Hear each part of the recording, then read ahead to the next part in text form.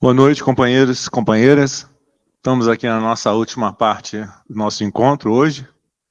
Sou Girolamo Bianco, diretor da FETEC, e no momento estou coordenando também o coletivo do Banco do Brasil. É uma honra aí estar com vocês aqui e também o meu amigo Marcelo Azevedo, conterrâneo, carioca, né? E uma pessoa... Não sei qual é o... Não vamos falar de time agora, não. Vamos falar. Né? Então tá bom. Mas o Marcelo é um companheiro aí, aposentado do Banco do Brasil e altamente capacitado,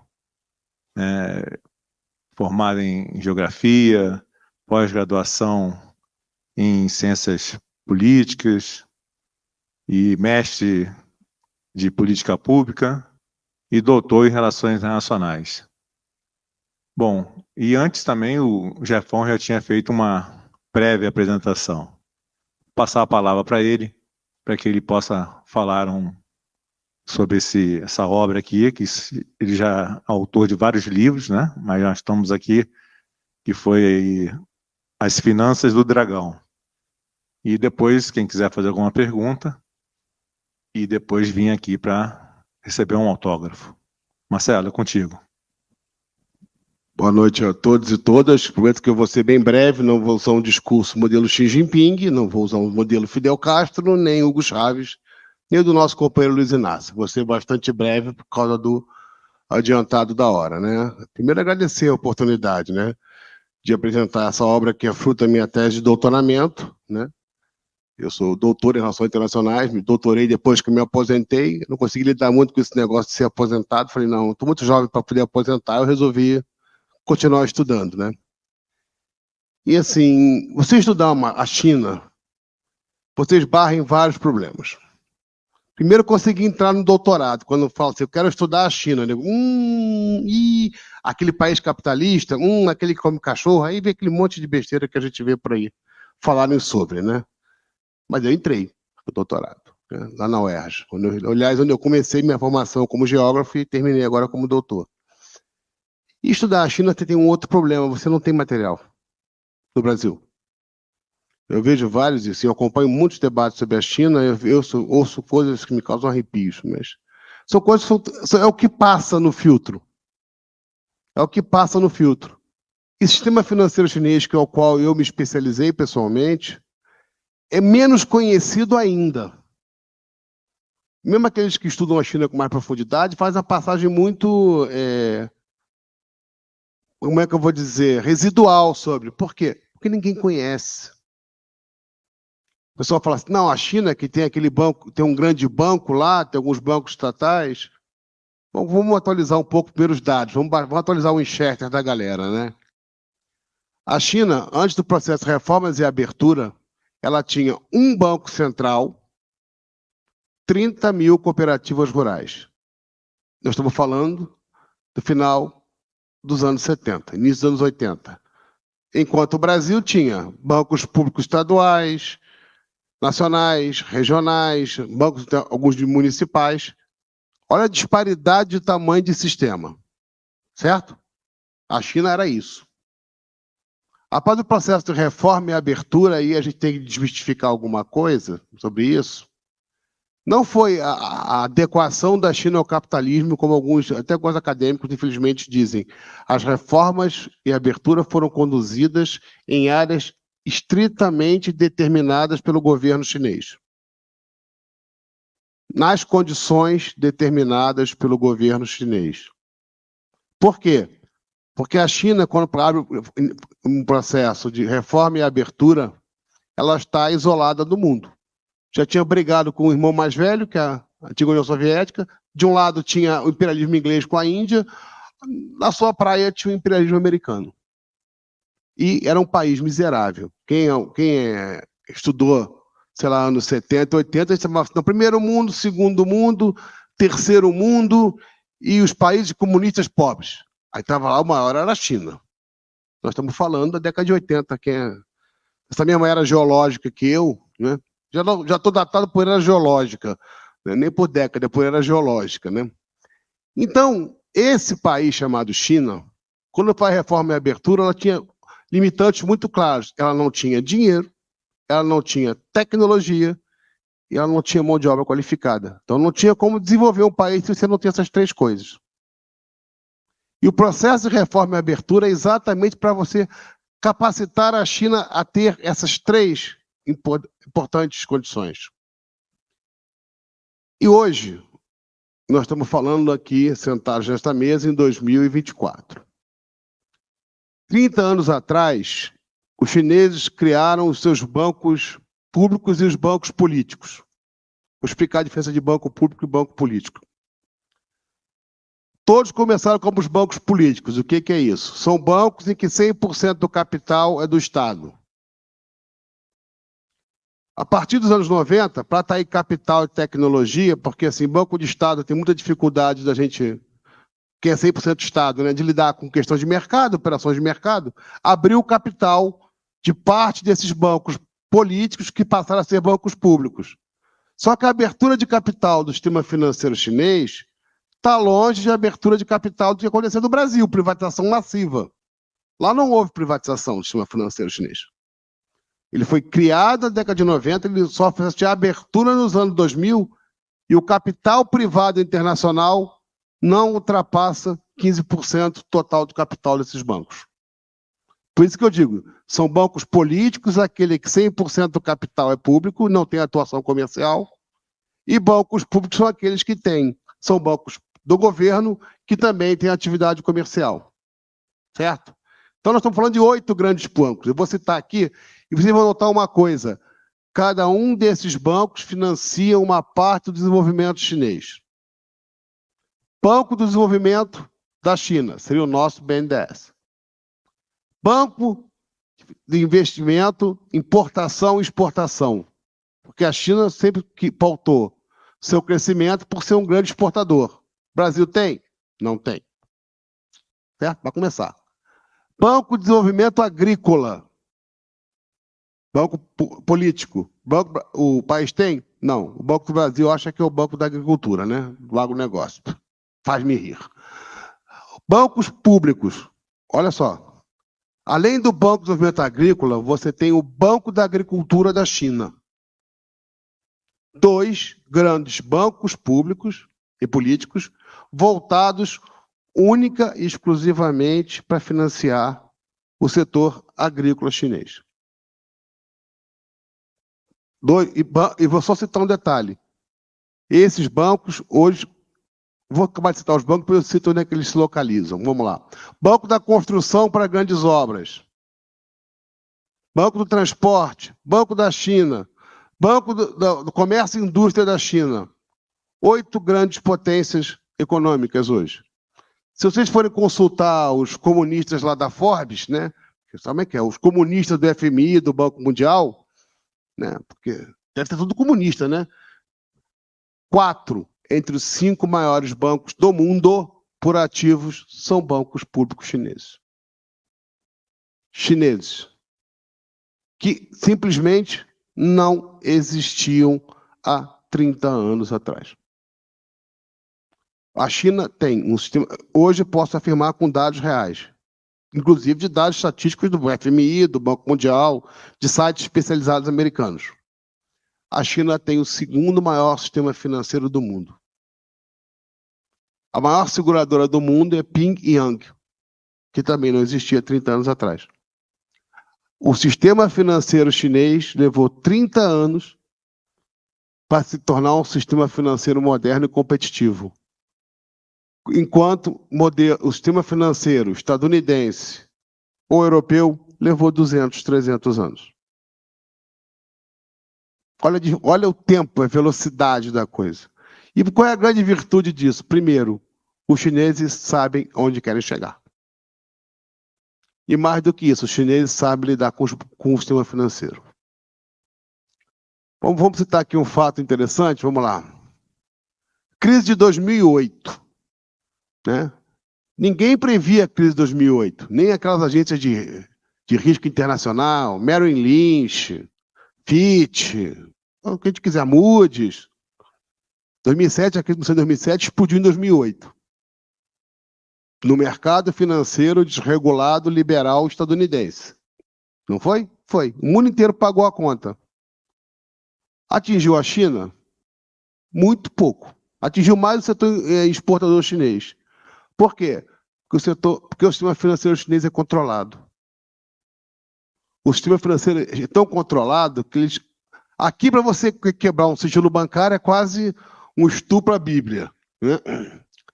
Lá, não. O Estado controla, fiscaliza, direciona, principalmente. É assim que funciona, para vocês terem uma ideia. Houve a reunião do Congresso do Partido Comunista da China. Baixa o atual 14º plano quinquenal. Aquilo baixa como diretriz para toda a China. Todos os gestores chineses são obrigados a estudar o 14º plano quinquenal. Todos os gestores de instituição pública chinesa são obrigados a conhecer, de trás para frente para trás em mandarim, né, o 14º plano quinquenal e os últimos pensamentos de Xi Jinping. Resoluções do 18º ou 19º Congresso do Partido Comunista da China. Olha o nível de formação política, teórica e ideológica que os caras impõem. Então, eles controlam, porque para eles uma coisa para os chineses é fundamental: o desenvolvimento. Eles têm como norte, como psicose, como tara, como objetivo final de vida, o crescimento econômico. E é para isso que os bancos são direcionados. Naquela história dos acionistas, o mercado. O mercado é uma referência para eles, porque também atuam no mercado. Mas é o Estado chinês que efetivamente controla as instituições públicas. E aí você vai olhar, eu estou olhando até porque eu estou escrevendo outro, digo que eu faço crossfit intelectual, né? Eu estou escrevendo já outro, que é sobre os bancos só. Primeiro você olha o ativo dos bancos chineses. Casa de trilhões de renminbi. Investimento dos caras. Vamos financiar... Vamos falar... Até vou usar o BID, que foi aqui citado, né? A BID. Eu falo para algumas pessoas que não conhecem a China que BID e GWM é somente as primeiras naves da invasão alienígena. Porque a gente não conhece a China. Os chineses financiaram, a troca da matriz energética deles para energia limpa desde o 10º Congresso do Partido Comunista Chinês. 12º Congresso do Partido Comunista Chinês.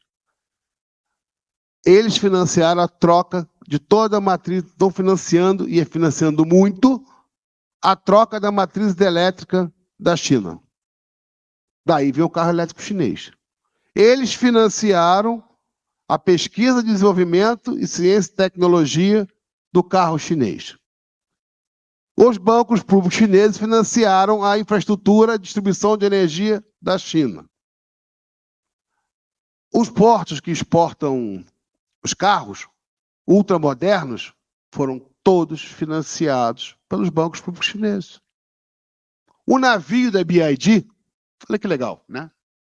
Bom, eu pego um caso concreto. Aquele navio, BID tem um navio. Se eu não me engano, há 5 ou 10 anos atrás, a China não produzia navios portadores de container. Os chineses financiaram a compra de parte da Maersk, que é aquela famosa exportadora, e fundaram uma indústria chinesa especialista em navios de container. Tudo. Eles têm o objetivo. Eu quero substituir minha frota por carro elétrico. Eles planejam aquilo, chamam os bancos públicos, chamam o governo, baixa lá e fala: como é que vamos financiar isso aqui?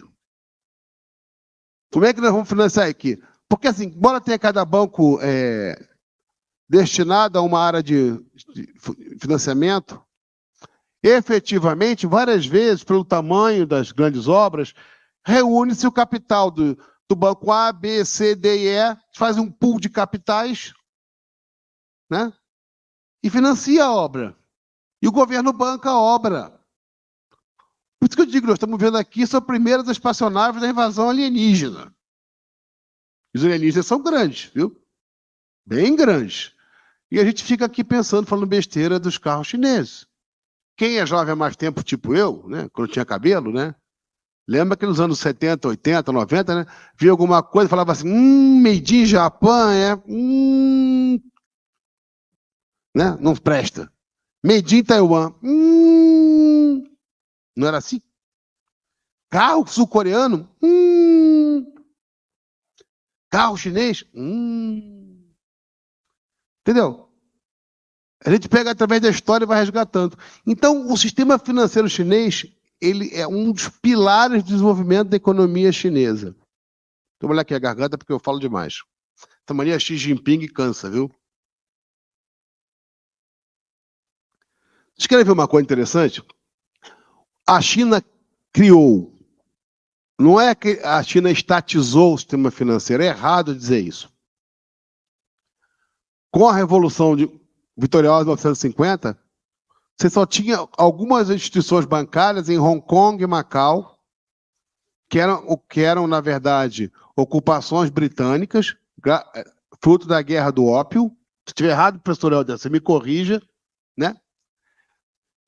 E aí, os chineses concentraram todas as atividades bancárias do Banco Popular da China, que era o Banco Central Chinês.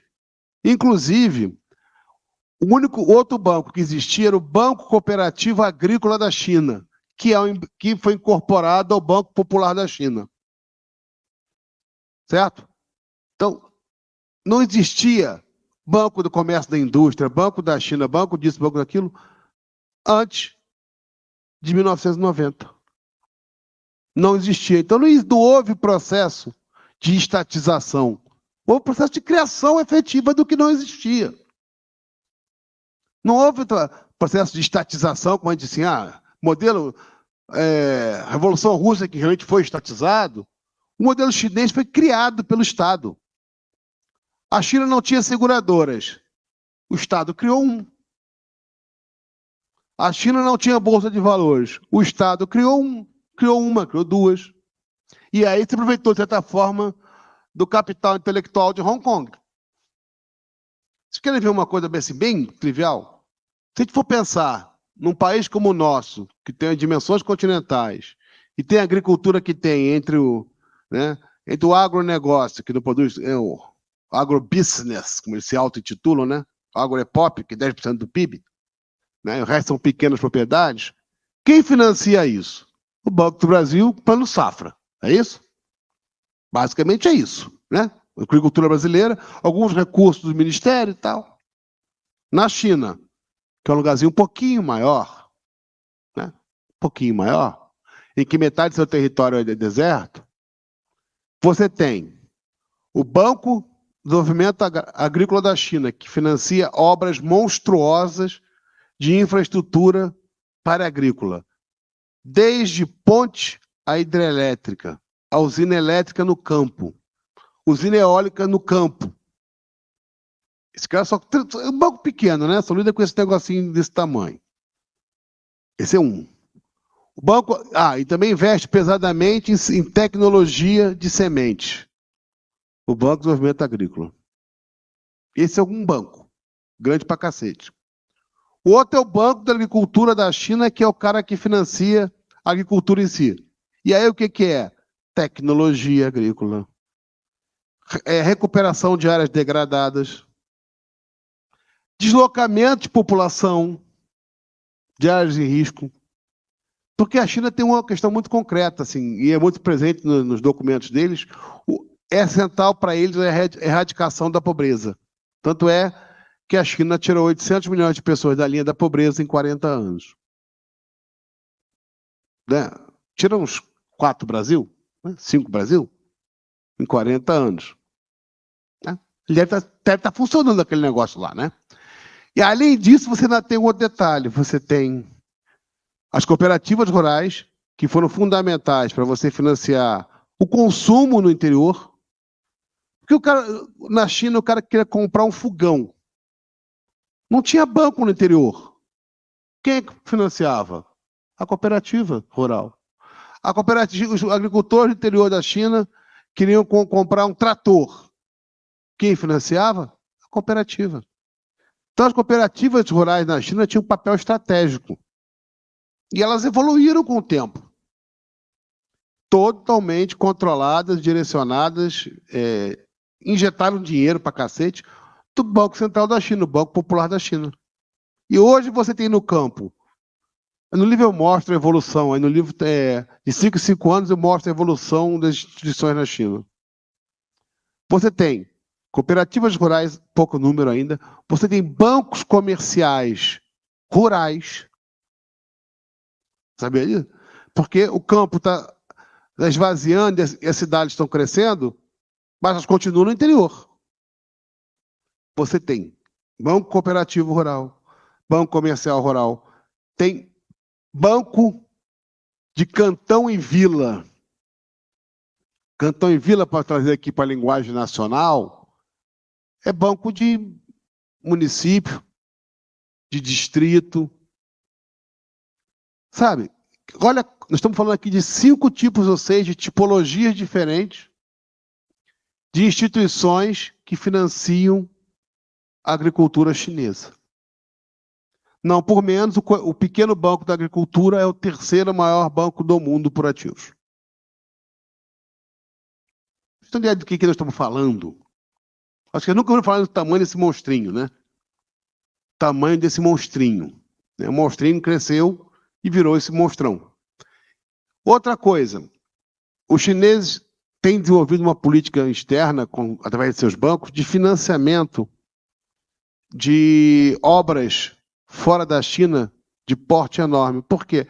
Porque os chineses, diferentes daqueles que acham que a China é imperialista, né, eu sugiro começar a ler o Lenin, né, sobre o que é imperialismo. Estou errado, mestre? Não, né? Obrigado, viu? Uma coisa que ele me ensinou. Eu tive aula com ele. Viu? Então, tem que perguntar, que eu posso falar besteira, depois ele me puxa a orelha.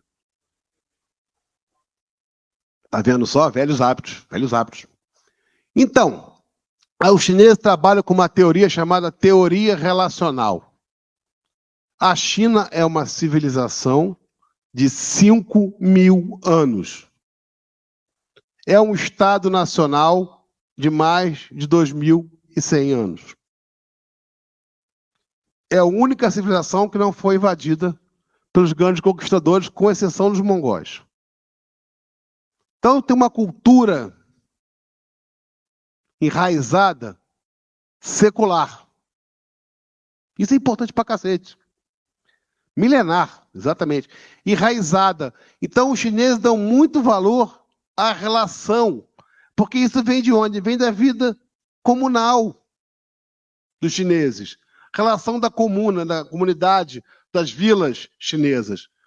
Os chineses dão muito peso à questão relacional. Uma teoria das relações internacionais pouca gente estuda no Brasil. O pessoal lê realismo, lê liberalismo, lê aquele monte de besteira, né? Paramodernismo, etc, etc, etc. Eu tive com essas porcarias no doutorado todo. Mas, pessoal, sul global, todo sul global, sinceramente, não me convence. Mas tudo bem. Cada um adota a sua. Eu não acho que sul global, que a China seja igual à África do Sul, ou que seja igual à Bolívia. Então, chamar tudo de sul global me parece um pouco incorreto de usar o termo, mas da vida.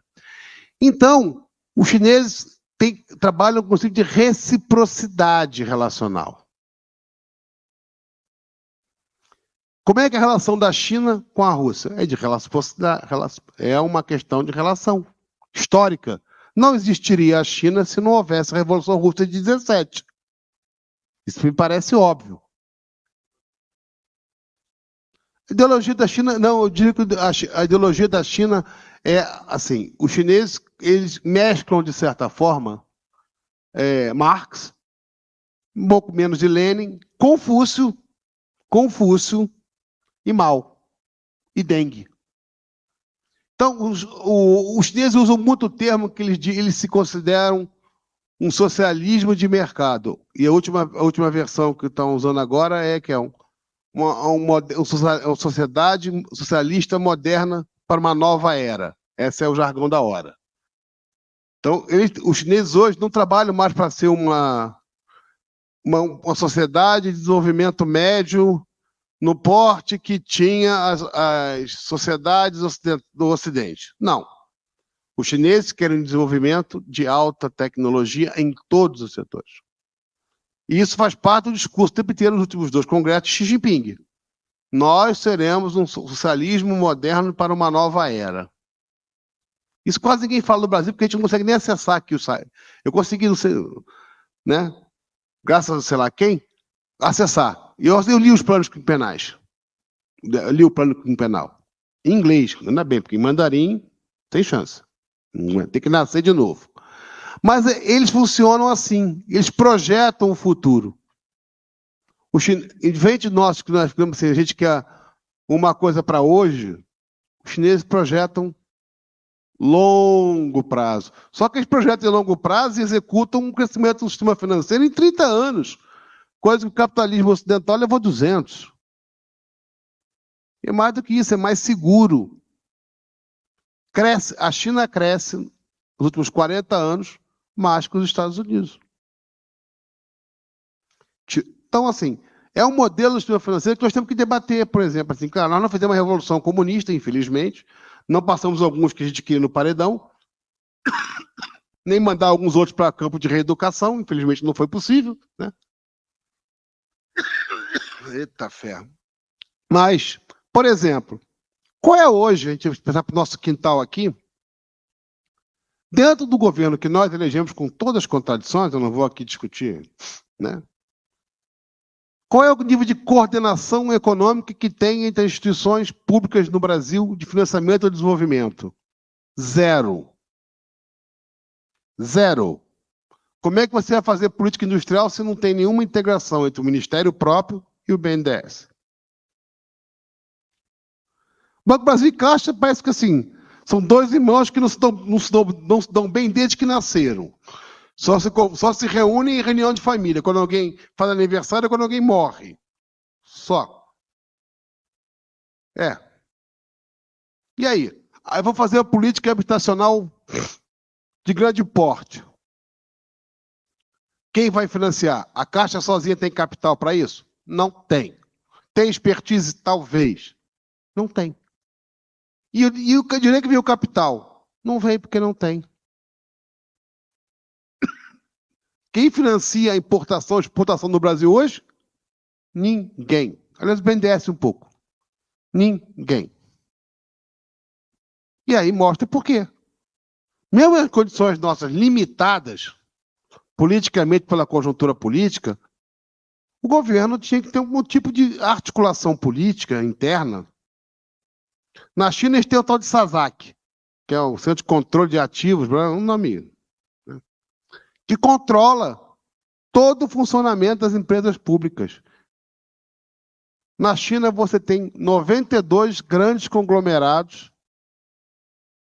econômicos de controle do Estado, coordenados pela SASAC.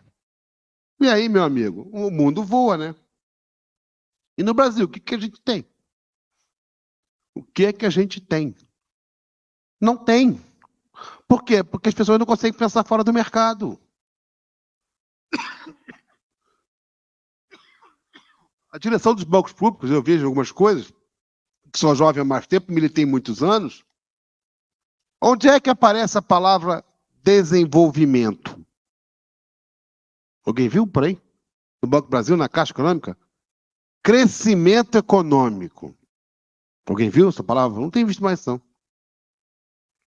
Cara, nós somos... é porque tem problema assim, eu não sou, porque, sabe... Passei muitos anos no banco, não conseguindo assistir o banco de dentro da minha alma, né? Aonde está? Onde está, bicho? Onde é que está a gente... Eu escrevi não sei quantas teses para Congresso do Banco do Brasil, Congresso da Conferência de Categoria. Aonde é que nas teses desses congressos aparece uma estratégia de desenvolvimento nacional? Onde é que entra nessas teses? Eu fiquei surpreso, infelizmente, né? Que banco público tem que ser balizador de mercado. Isso se discutia, a pena que o Bezzoni foi embora. Ele é um dos que elaborava isso. É verdade. Ele dizia que banco público servia para baixar a taxa de juros para forçar os bancos privados a baixar também. E isso o governo Lula fez na crise de 2008. Então, assim, por não conhecer, eu acho que a gente tem dois problemas aqui. Primeiro, nós não conhecemos no Brasil, ou muito não conhece, uma coisa diferente do mercado, como alternativa de sociedade, alternativa de sistema financeiro. Isso é um bloqueio grave. Isso eu produzi esse livro aí, eu tive que penar muito, tive que comprar material na China, tem parte desse material que eu tive que pagar $10 cada manual datilografado. Você não pode copiar, colar, não, tem que citar na dedinho. Nós não temos. Esse é o modelo que nós temos que reivindicar. Porque todas as crises de sistema financeiro no mundo, né, desde as crises das tulipas, né, estou errado não, né, mestre? Das tulipas, todas surgiram no setor privado da economia e do sistema financeiro. Todas. 2008, tulipas, endividamento, todas surgiram lá. Então nós temos que reivindicar isso, olha.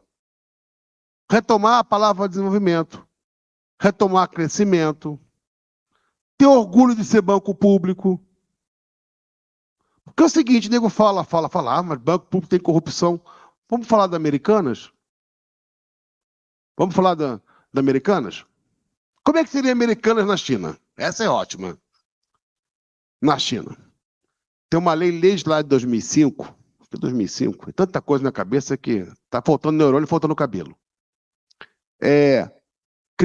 Primeiro que para os chineses, crime contra o sistema financeiro é crime contra a economia nacional. Assim é tratado. Sendo que os envolvidos estão sujeitos a... Primeiro que no governo não pede licença nem pede tribunal para poder acessar dados de banco. O Banco Popular da China tem autonomia como órgão regulador principal, agora normalmente principal, né, de auditar quem ele quiser, a hora que ele quiser, sem pedir autorização para ninguém. Ninguém.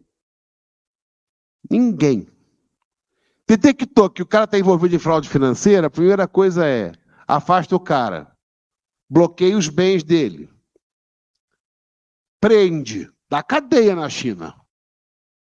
E todos os bens que foram adquiridos por ele e seus familiares durante a sua gestão são passíveis de confisco. Essa mania pega aqui, hein, cara? Pobre, porra, imagina essa mania. Mas é isso, não é isso? A voz tá ruim. Mas lá funciona assim. Aqui, Americanas. Alguém foi preso? Ninguém. Crise do subprime estadunidense 2008. Alguém foi preso? Mudou a legislação de livre mercado? 2 vírgulas, né? Nada. Temos que debater isso também. Nós temos que voltar a fazer o debate ideológico. Banco público é para financiar crescimento, gerar desenvolvimento. Não é para ser igual ao banco mercado. Se não é para o cidadão que está aí fora, com exceção talvez do agro e da área habitacional da Caixa, né? Tirando essas duas áreas, o Banco Brasil e Caixa não são nada diferentes do Itaú, do Bradesco e do Santander. É para nós, né? Que temos estabilidade, teoricamente concedida.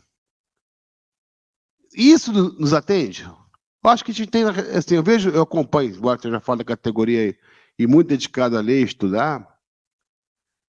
Será que é isso que a gente tem para apresentar para a sociedade? Será que isso nós temos para apresentar para nós mesmos?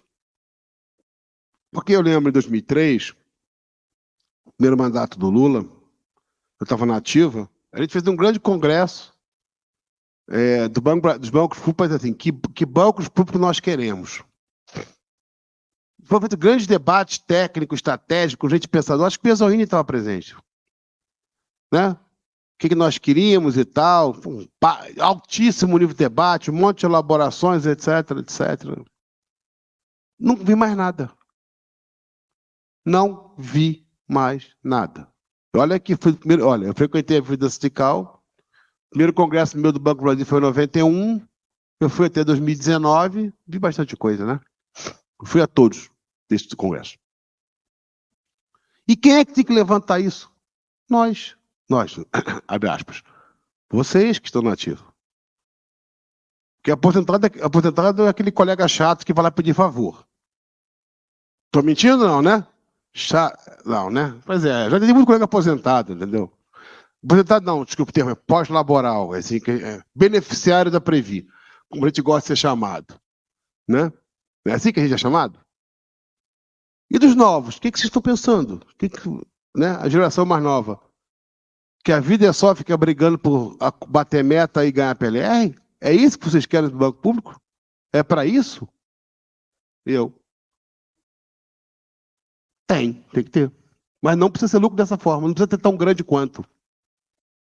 Na China, os bancos públicos dão lucro alto, mas não aos níveis dos nossos. Tem que ter, sim, até porque pode ter capital para reinvestir. Tem que ter. O que você tem que reduzir é, a forma como esse lucro é construído. 2, a quem esse lucro é destinado. Porque senão não faz sentido, velho. Você vai ver só, eu peguei os balanços dos bancos todos. Eu tenho estudado esses bancos públicos todos da China. Patrimônio dos caras, 14 trilhões de renminbi. Lucro dos caras, 8 bilhões de renminbi. São cifras assim astronômicas. Mas percentualmente, não é uma taxa de lucro muito alta. Não chega a 10%. Correto? Então você pode ser público, você pode financiar desenvolvimento, mesmo assim você pode ser lucrativo. Esse dado que eu trago, que 4 entre os 5 maiores bancos do mundo são chineses, mostram exatamente isso. Que é possível a gente ter um outro modelo do sistema financeiro. E que seja voltado ao financiamento. Porque tem uma frase interessante, uma elaboração interessante do Deng Xiaoping. Eu li de Deng Xiaoping a Xi Jinping. Né? Por isso que eles acabaram nessa trajetória chinesa da minha leitura. Né?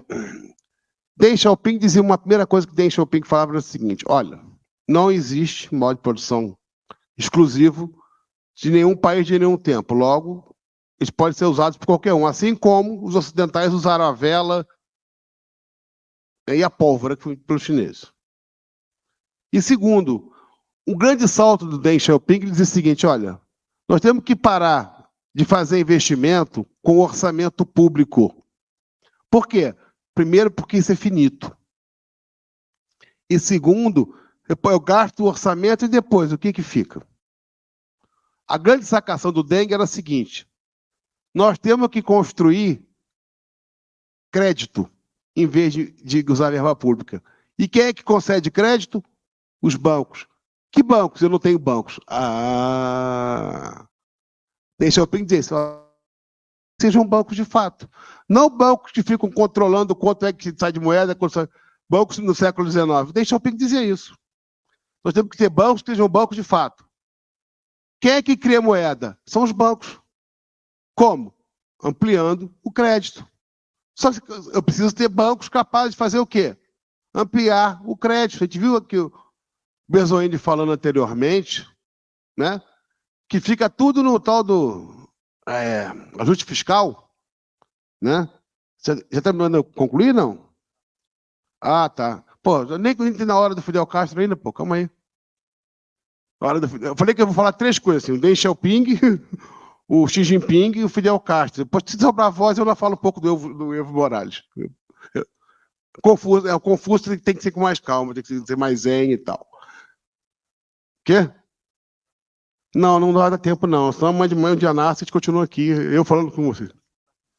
Confúcio tem que ser outra vibe.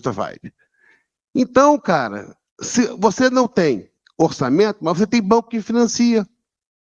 Aí você pode financiar muito mais casa pela Caixa, porque não está no orçamento federal. É investimento.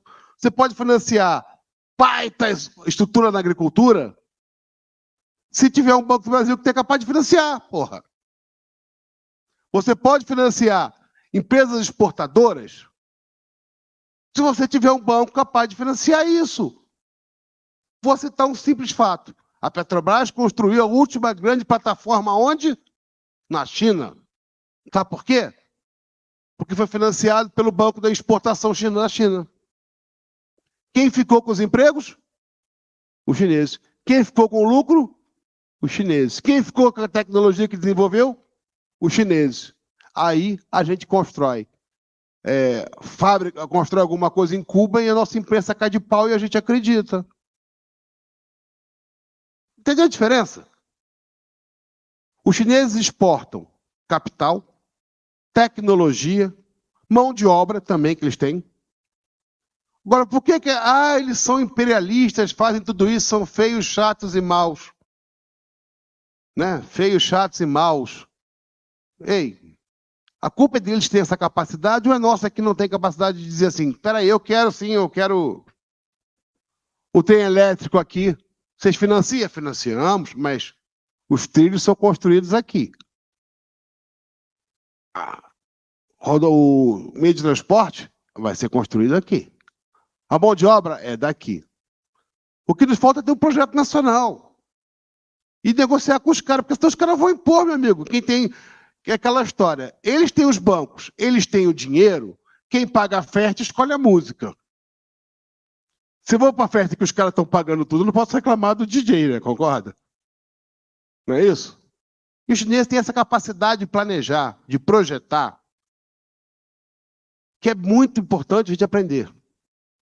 O pessoal fala, não, porque esse negócio de planejamento econômico não funcionou na tal da União Soviética. Não funcionou. Tá, mas peraí. A União Soviética enfrentou a Primeira Guerra Mundial, enfrentou a Segunda, isolamento internacional, etc, etc, etc. Deixou de ser o país mais atrasado da Europa no final da Primeira Guerra Mundial e virou a segunda economia do mundo em 1970. Não funcionou? Acho que funcionou. O Brasil continua esse negócio desde 1500 até hoje, parece também que não funcionou. Né? Parece também que aqui não funcionou. Né? Então, eles estão formando, eles pensam muita coisa do ponto de vista assim, da construção de uma coisa de visão própria deles. Porque eles trabalham muito com o conceito marxista de que cada país é uma formação econômica e social própria. Então, não existe um modelo que você pega assim, vamos importar. Alguns setores da esquerda brasileira quer transformar o Brasil de 2027 em, quem sabe, na Rússia de 17. Né? Marxismo de manual. Né? Marxismo de manual. Nós temos que entender qual é a nossa realidade. Agora, acho que a China nos abre uma grande possibilidade de apresentar à sociedade brasileira, né, aos nossos colegas de banco, que vivem de pensão de PLR, né, e minha carreira só, que existe outro tipo de mundo, com outros valores societários, que é possível construir algo diferente. No imaginário das pessoas, só existe um mundo possível e viável, do livre mercado, do liberalismo, ou etc. A China provou que não. A China prova que não. A China prova que é possível ter uma sociedade diferente. Vou citar um outro fator que eu já falei pra cacete, minha voz está acabando, deve ser excesso de sangue na corrente etílica, né? Excesso de sangue começa a ter, ó. A questão fundamental na China, a economia verde. Os chineses investem casa de trilhões, é zero para acabar, né? Em, primeiro, substituir toda a sua matriz energética por energia limpa. Significa que gasta-se bilhões em usina hidrelétrica, usina eólica, fotovoltaica e nuclear. Os bancos públicos lá são obrigados agora, do tempo para cá, reduzir violentamente o crédito a indústrias poluentes. Vocês já deferiram algum crédito para alguma indústria poluente no Banco do Brasil da Caixa? Duvido. Se alguém perguntou, só vai criar a sua indústria aí? Ah, não, vou comprar uma máquina moderna para usar carvão Ah, combustível fóssil? Muito bem, deferido o crédito. Não, estou mentindo não, né? Não estou muito tempo fora do banco não, né?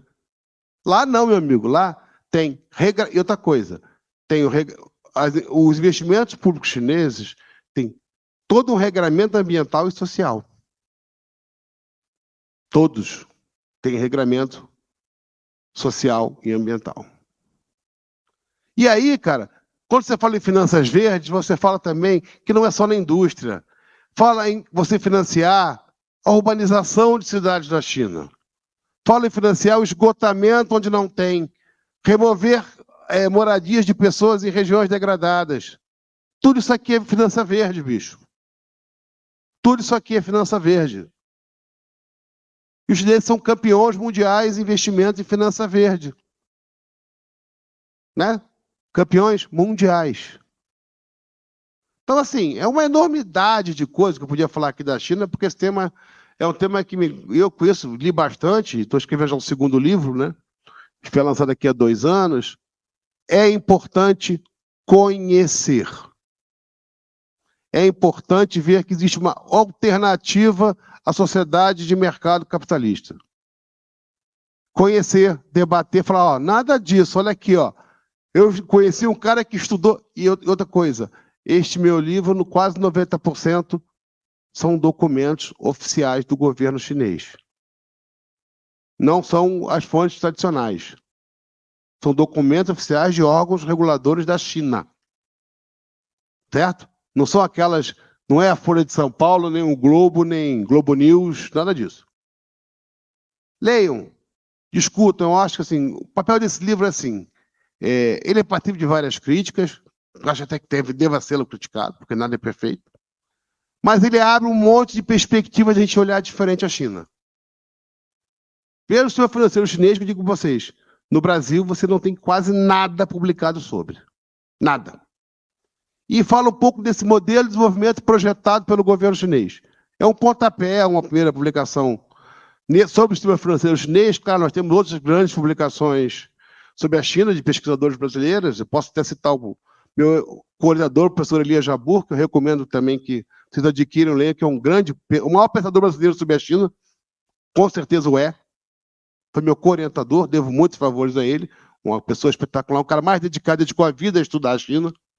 Recomendo também que quem tiver, compre e leia. Mas é importante ler e conhecer para poder contrapor. E até para discutir, será que eu estou no lugar certo, no tempo certo? Será que o mundo está mudando e eu continuo com as velhas ideias? A ideia desse livro é fazer esse debate, é fazer essa apresentação. Quanto mais para nós que trabalhamos no setor mais dinâmico e mais parasitário da sociedade, que é o sistema financeiro, né? Não, essa é uma ideia que o Marcelo apresentou, né? A gente deu apoio, ele me fez ler umas páginas aí antes de fazer uma proposta de texto, né? Mas o que a gente queria, e aí na conversa aqui, eu queria contratar o Marcelo para fazer um cursinho para a gente aí, com base no livro. Então aí a gente deixar depois disponível no sindicato, né, pra gente... Porque eu sei que é fácil, algumas pessoas leem, mas nem todo mundo vai ter acesso a essa leitura. E se a gente puder fazer um pouco de formação em cima desse material. E eu estou vindo de São Paulo agora, da FENABAN, e a gente marcou um ato nacional, dia 30, sobre o Banco Central, que é algo que é balizar para a gente discutir um sistema financeiro, né? Então, dia 30, em todos os estados, a gente vai ter atividade em frente ao Banco Central ou nas imediações para criticar o sistema financeiro. Não é só defender o Banco Central que não presta do jeito que está, né? É para discutir o que esse Banco Central faz e como os bancos agem. A gente depois vai discutir melhor, mas essa é uma situação que a gente ouve choro de todo empresário, mas você ouvir um representante dos banqueiros dizendo que é mais fácil fechar um banco e ganhar só na especulação financeira já passa dos limites, né? Então, é uma situação que a gente vai procurar passar para a sociedade. A questão do Banco do Brasil ele trabalha para o agro, né? Tudo é subsidiado para o agro e para os outros, para nós mortais, não, né? Então a gente vai evoluir nesse debate. Estamos em campanha, evidentemente, para fechar ainda em agosto. Hoje foi um dia em que a gente falou de neurodivergentes e pessoas com deficiência. A gente apresentou um histórico importante na categoria, né? Nós temos pessoas em todos os níveis, mas ainda em baixíssima quantidade. Os bancos não cumprem nem a cota de deficientes. Então a gente está cobrando isso, apesar que o Brasil, na média, dá menos de 1% empregado. Então a gente está trabalhando com 4,6% nos bancos e a gente, o banqueiro falando lá, né, tipo assim, nós temos 8 pessoas deficientes que ganham 90 mil reais. E aí em vários níveis, mas até chegar lá, ou se não tem um QI, né, a gente tem dificuldade. Então é preciso aprimorar a questão do acolhimento e do desenvolvimento profissional das pessoas com deficiência. Um problema sério de baixa escolaridade e baixo acesso vamos dizer assim, aos espaços para poder ter uma formação para passar no concurso. Então essa é uma discussão. No caso dos neurodivergentes, a gente está discutindo aquela questão do anticapacitismo. Vamos dizer, uma pérola é um gerente falar, vocês querem que eu bata a meta, mas me dá aqui um autista.